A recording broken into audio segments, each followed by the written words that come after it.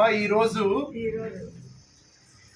చట్టుమాల సంపూర్ణమ్మ గారి మొదటి సంవత్సరక జ్ఞాపకార్థము.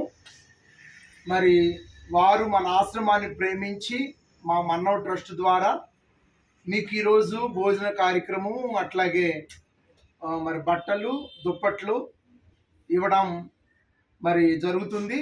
మరి దేవుడు వారిని, వారి కుటుంబాన్ని, ఇంకా వారి బిడ్డలను మరి బహుగా దీవించాలి, ఆశీర్వదించాలి.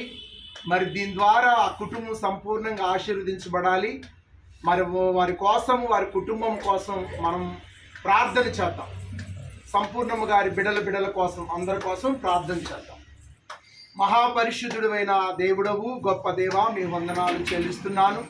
జీవాధిపతి, జీవము కలిగిన యేసయ్యా, కృప కలిగిన ప్రభువా, దయ కలిగిన దేవుడవు, నీకు వందనాలు. చట్టుమాల సంపూర్ణమ్మ గారు అలాగే జోజప్ప గారిని ఒక సమయంలో జ్ఞాపకం చేసుకుంటున్నాం.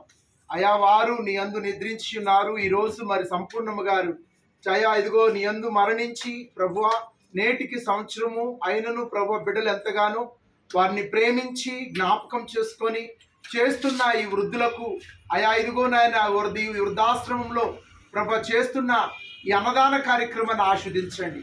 వారి చేతుల్ని, వారి యొక్క నాయన చేస్తున్న పనులను మీరు ఆస్వాదించండి, బలపరచండి. అయా ఇదిగో వారి బిడ్డలను దీవించండి. తల్లిదండ్రులను జ్ఞాపకం చేసుకోవటం ఆశీర్వాదకరము కనుక ఆ కుటుంబాన్ని వర్ధల చేయండి. చేస్తున్న ఈ సేవా కార్యక్రమాలన్నీ నీ నామానికి మహిమకరంగా, నీ బిడ్డలకు కుటుంబానికి దీవెనకరంగా చేయమని, ఈ ట్రస్ట్ అంతటిని ఆస్వాదించమని, ఈ వృద్ధాశ్రమాన్ని దీవించమని, ఇక్కడ ఎంతమంది ఉన్నారో వృద్ధులు ప్రభువా వారందరినీ మీరు బలపరచండి. నడిపిస్తున్న వారిని మీరు జ్ఞాపకం చేసుకోమని, సహాయం చేయమని, తెస్తున్న వాటన్నిటిని మీరు పరిశుద్ధపరచమని యేసు నామములో అడుగుచున్నాను తండ్రి. Thank you. మీరు ఒక్కొక్కటి పెట్టండి. ఒకటి స్వీట్ పెట్టండి, ఒకళ్ళు అన్నం మొదలు పెట్టండి. 1 by 1 ఒకళ్ళు ఒక స్వీట్ పెట్టుకుంటూ